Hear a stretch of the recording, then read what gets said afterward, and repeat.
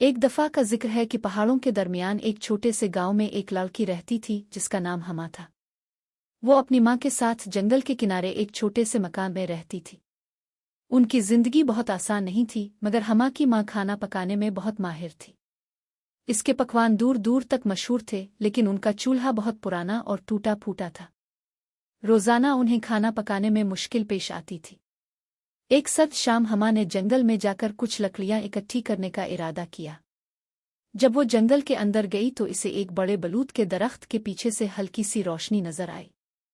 इसका तजस्सुस बढ़ गया और वो आहिस्ता आहिस्ता रोशनी की तरफ बढ़ी। वहां झाड़ियों के बीच एक पुराना चूल्हा रखा था जो चांदनी में हल्की सी चमक रहा था।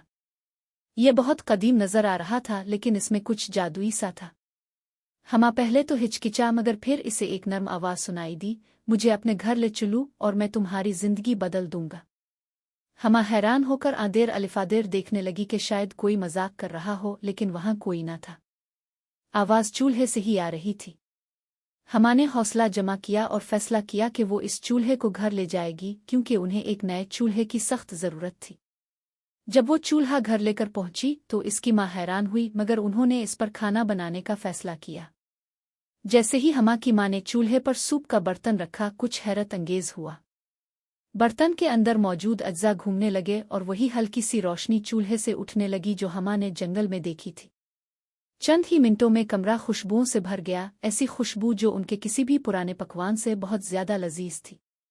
जब उन्होंने खाना चखा तो पहला लुकमा लेते ही हमा और उसकी माँ ने अपने दिलों में खुशी और हरारत महसूस की। खाना न सिर्फ मज़ेदार था, बल्कि इसने उन्हें तवानाई और खुशी से भर दिया। जल्द ही गांव भर में जादुई खानों की बात फैल गई और दूर दूर से लोग उनके घर आने लगे ताकि इस जादुई खाने का जायका चख सके। लेकिन चूल्हे की खासियत सिर्फ मज़ेदार खाना बनाना नहीं थी। हमा ने जल्द ही ये जान लिया कि जो भी शख्स खाना पकाते वक्त कोई दुआ ख्वाहिश करता, चूल्हा वो ख्वाहिश पूरी कर देता था।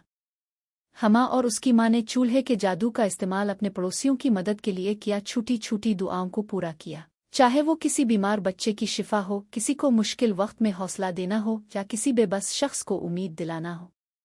वो छोटा सा मकान गांव का दिल बन गया और हमा और उसकी माँ अपनी मेहरबानी और जादुई चूल्हे की वजह से मशहूर हो गई।